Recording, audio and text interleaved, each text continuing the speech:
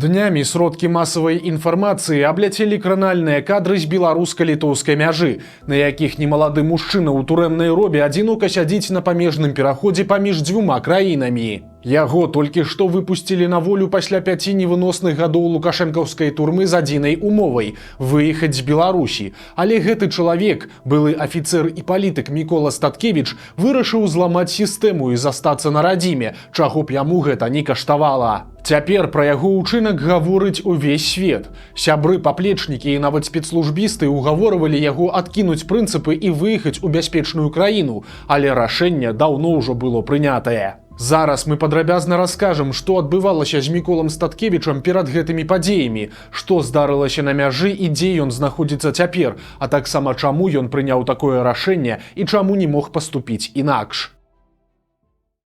Мікола Статкевіч быў затрыманы 31 мая 2020 года, задоўга да масавых пратэстаў, але ж лукашэнкаўскі суд прызнаў яго арганізатарам масавых беспарадкаў і асудзіў на 14 гадоў асаблівага рэжыму. Тэрмін ён сядзеў адзін у камеры памерам 1×3 метры ў паўпадвальным памяшканні глыбоцкай калоніі, і адзінота была умовай самога палітыка, каб забяспечыць сябе ад правакацыі. Здавалася, што ва ўмовах лукашэнкаўскай турмы Статкевіч прайшоў праз усё, але ніколі раней яго не катавалі інфармацыйнай блакадай. 2 гады ад палітвязня не было лістоў, а яго жонцы забаранялі спатканні і перадачы. Калі за некалькі дзён да памілавання Статкевіча з мехам на галаве і ў наручніках раптам перавезлі ў СІЗА КДБ, ён зразумеў, што рыхтуецца яго вываз. Падобна, што менавіта там было прынятае рашэнне, якое будзе рэалізаванае на мяжы. Сваім паплечнікам, якіх таксама рыхтавалі да вывазу, палітык паспеў расказаць, што ў глыбокім перажыў інфаркт. Аднак, па словах Сяргея Спарыша, Статкевіч быў у выдатным маральным стане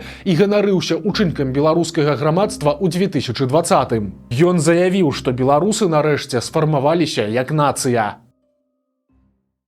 Раніцай 11 верасня 2025 года, калі ў камеры зайграў дзяржаўны гімн, Статкевіч адмовіўся ўставаць, а калі ўсіх пагрузілі ў аўтобус, то палітык пачаў патрабаваць спыніць яго, бо ён не збіраўся нікуды ехаць. На мяжы палітвязню ўдалося адкрыць дзверы, пасля чаго ён некалькі гадзін прасядзеў паміж беларускім і літоўскім прапускнымі пунктамі. За гэты час Статкевіча спрабавалі пераканаць з'ехаць у Літву амерыканскія дыпламаты, паплечнікі і жонка. Рэдактарцы «Новага часу» Аксане Колб, палітык сказаў, што ўсё яго жыццё пойдзе пад адхон, калі ён прыме умовы лукашэнкаўцаў, а ў канцы размовы папрасіў не шантажаваць яго, бо ў яго мала часу на тое, каб падыхаць паветрам і палюбавацца дрэвамі. Жонка Статкевіча Марына Адамовіч разумела, што калі муж прыняў рашэнне, то ніколі яго не зменіць. Адзінае, пра што яна прасіла, каб Мікола яе дачакаўся. Але ж увечары ў атачэнні людзей у масках ён вярнуўся ў Беларусь. Па нашай інфармацыі, фармальна памілаванага палітвязня вярнулі ў глыбоцкую калонію. Але ж Марыне Адамовіч адмовіліся там казаць, ці ёсць у іх яе муж. Ці ведаў Мікола Статкевіч, што яго ўчынак хутчэй за ўсё скончыцца вяртаннем у турму? Безумоўна так, але ж чаму тады 69-гадовы палітык абраў неспакойнае жыццё за мяжой, а новыя катаванні на радзіме? Каб гэта зразумець, трэба ведаць, хто такі Мікалай Статкевіч. Ён нарадзіўся 12 жніўня 1956 года ў вёсцы Лядна пад Слуцкам, у сям'і настаўнікаў. Палітык з гонарам расказваў, што паходзіць са старажытнага шляхецкага рода, а сярод яго прашчураў былі мецэнаты і ваяры, якія пакінулі значны след у гісторыі. Калі ты моцны, духовна, фізічна, псіхалагічна, можаш пайсці на вайну і годна себе праявіць, ты шляхціч.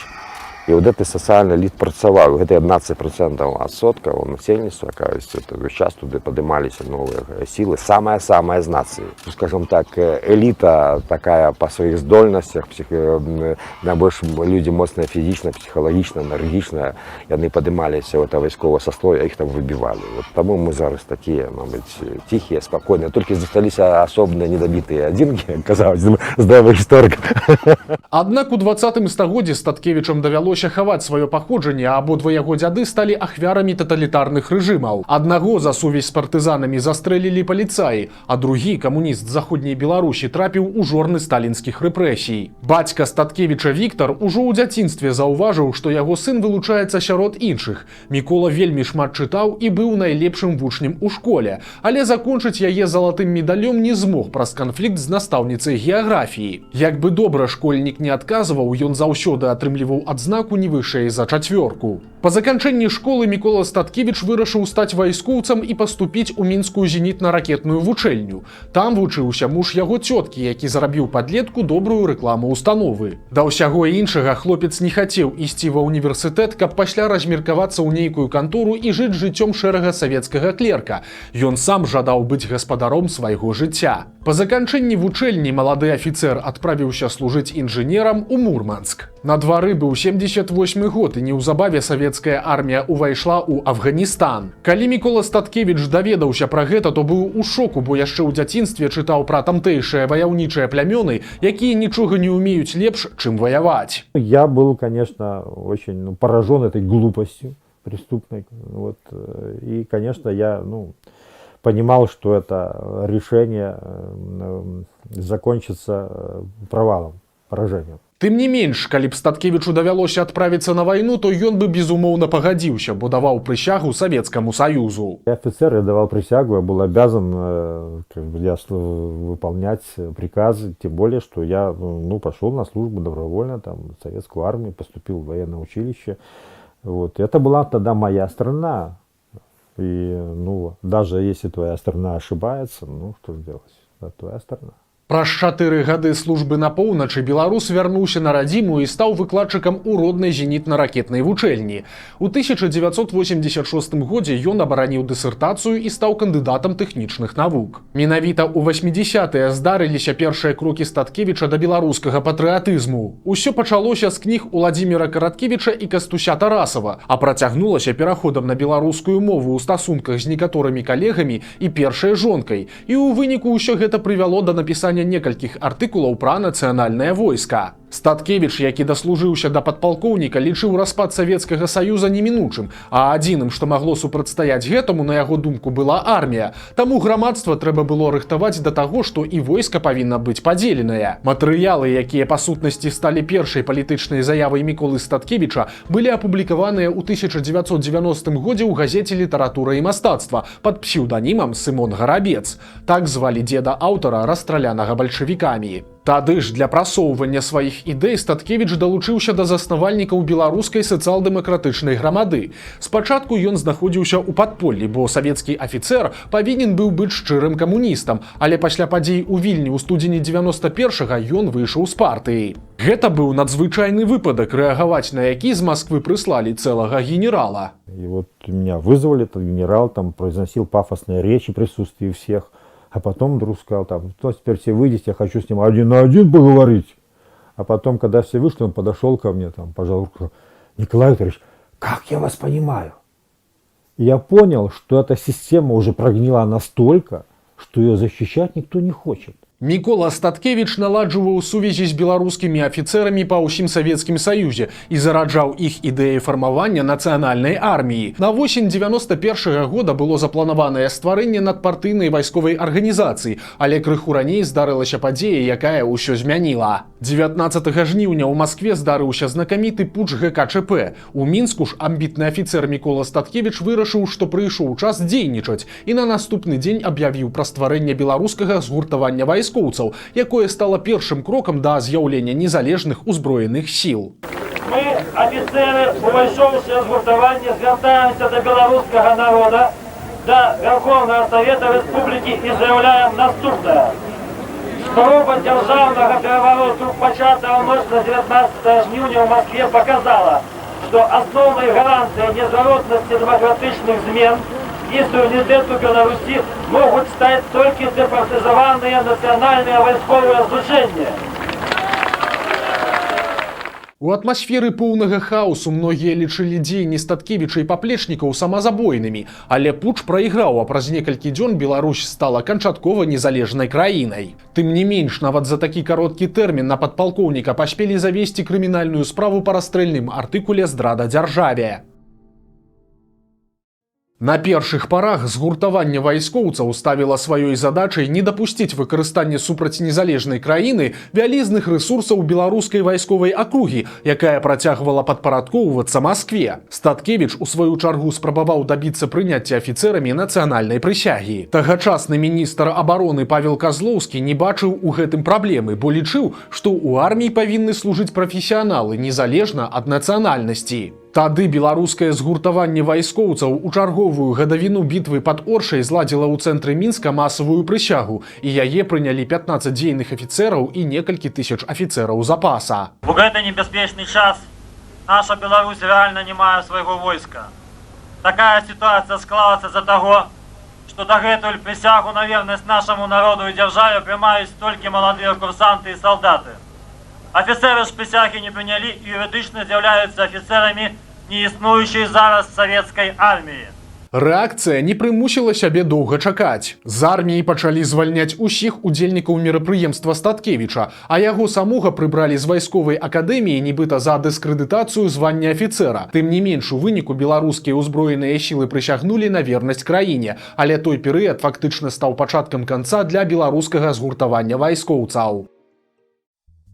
На першых прэзідэнцкіх выбарах Мікола Статкевіч падтрымаў Станіслава Шушкевіча, аднак быў гатовы супрацоўнічаць і з іншымі кандыдатамі пры ўмове, калі яны будуць выступаць за суверэнітэт. Афіцэр бачыў пагрозу ў прэм'еры Кебіча, які, па яго словах, у выпадку перамогі прапіў бы Беларусь, а паплечнікі Лукашэнкі завяралі Статкевіча, што той незалежнасці не аддасць. Але ж абяцанні хутка разышліся з рэчаіснасцю. Рэферэндум 95-го года Статкевіч назваў ганебным, а праз год, у снежні 96-го года пасля чарговай акцыі, палітыка ўпершыню затрымалі і асудзілі на 15 сутак. Першую крымінальную палітычную справу супраць сябе Мікола Статкевіч атрымаў у 99-м за вялікі марш супраць стварэння саюзнай дзяржавы. Тая акцыя адзначылася сутыкненнямі дэманстрантаў з міліцыяй, а кіраўнік беларускай сацыял-дэмакратычнай грамады атрымаў 2 гады умоўна. З тым перыядам звязаная яшчэ адна гісторыя. Пасля выхаду фільма «Нянавісць. Дзеці хлусні», дзе кадры апазіцыйных мітынгаў паказваліся ў перамешку з хронікай нацысцкай акупацыі,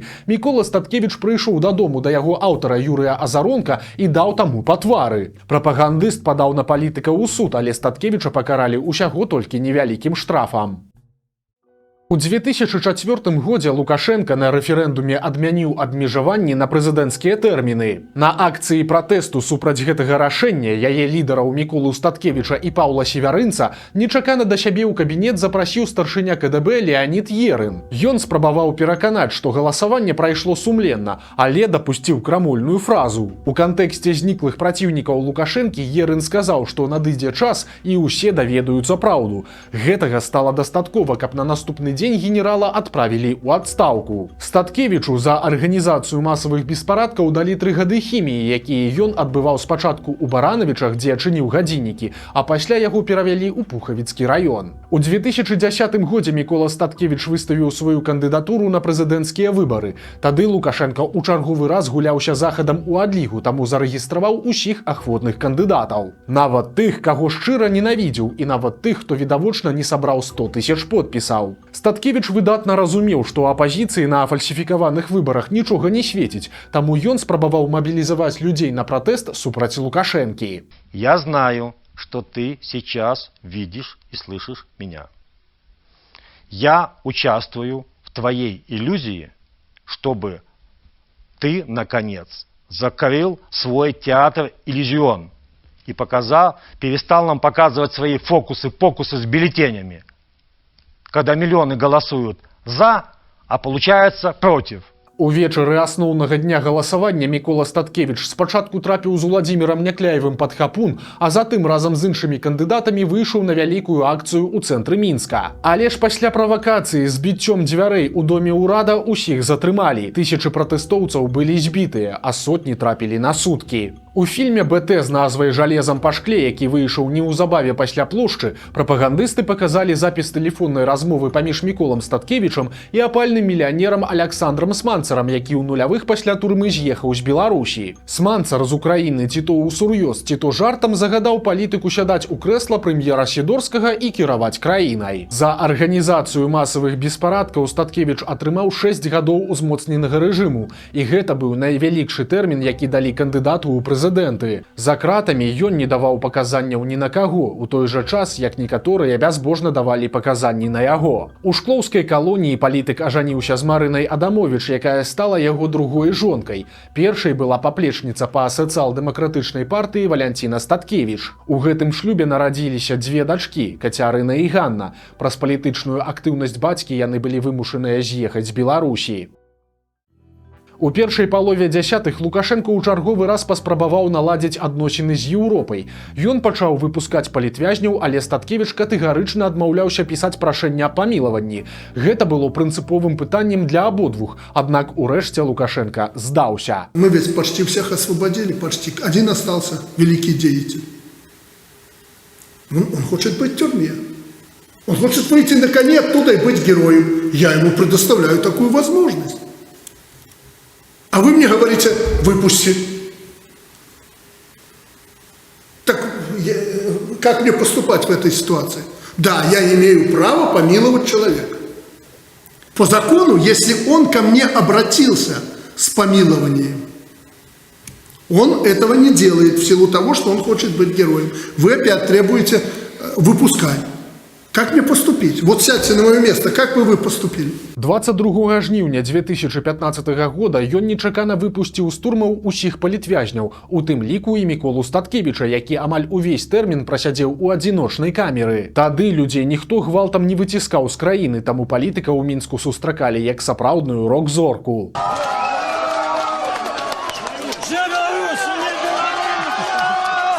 Дякую за подтримку. Дякую. Дякую. Живе Білорусь! Білорусь! Живе Білорусь! Живе! Адзінае, што Статкевічу далі ў плечы ажно 8 гадоў міліцэйскага нагляду, а рабілася гэта, каб заканадаўча забараніць палітыку балатавацца ў прэзідэнты. Аднак і пасля амаль 5 гадоў турмы Мікола Статкевіч усё адно не збіраўся спыняць сваёй дзейнасці. Ён арганізоўваў новыя акцыі пратэсту, за якія трапляў на суткі. На выбарах 20-го года у Статкевіча быў свой план – вылучыць некалькі дзясяткаў кандыдатаў, а іх пікеты выкарыстаць для заклікаў да пратэстаў. Аднак Лідія Ярмошына не зарэгістравала амаль нікога з іх, а Міколу Статкевіча прэвентыўна затрымалі, калі той ехаў на пікет па зборы подпісаў на Камароўцы. Гэта адбылося праз 2 дні пасля арышту Сяргея Ціханаўскага ў Гродні. Праз год абодвух асудзілі па адной справе. Калі Статкевіча завялі ў залу, то ён адразу выгукнуў «Жыве Беларусь!». Беларусь! На думку следства, крытычныя выказванні Статкевіча выклікалі рост пратэсных настрояў і прывялі да масавых беспарадкаў. У выніку Мікола Статкевіч атрымаў 14 гадоў калоніі асаблівага рэжыму. У турме палітыка хутка пазбавілі права на спатканні, перадачаў і нават шпацыраў. У лютым 2023 года да ўсіх катаванняў дадалася і інфармацыйная блакада. За гэты час, пакуль пра палітыка не было нічога вядома, памёр яго бацька, а жонку кідалі на суткі на Акрэсціна. Мікола Статкевіч быў самым вядомым з палітвязняў, якіх памілавалі 11 верасня, але замест трыумфальнага вяртання ў Мінск палітыка чакала гвалтоўная іміграцыя і некалькі гадзін у адзіноце на пагранічным пункце. Свайму паплечніку Яўгену Вільскаму, які спрабаваў яго пераканаць, ён заявіў, што Лукашенка не вырашае яго лёс і яму увогуле пляваць на гэтага калгаснага лідара. Камусьці рашэнне Міколы Статкевіча ахвяраваць свабодай, хай і вельмі умоўнай, можа падацца наіўным ці бязглуздым. Але ж палітык у такім ключы дзейнічаў усё сваё жыццё і ніколі не мяняў прынятых рашэнняў. Ён казаў, што ў яго няма непрыязні да Лукашэнкі і што ён ніколі не змагаўся супраць чагосьці, а толькі за. Статкевічам рухала пачуццё адказнасці і доўгу перад грамадствам і краінай, і ў гэтым ён аказаўся гатовы ахвяраваць самым дарагім – свабодай і нават сваім жыццём. Ну, человек уже на исходе. Он же уже скоро помрет, не дай бог в тюрьме. Ну зачем это надо? Ну, он хочет быть лидером.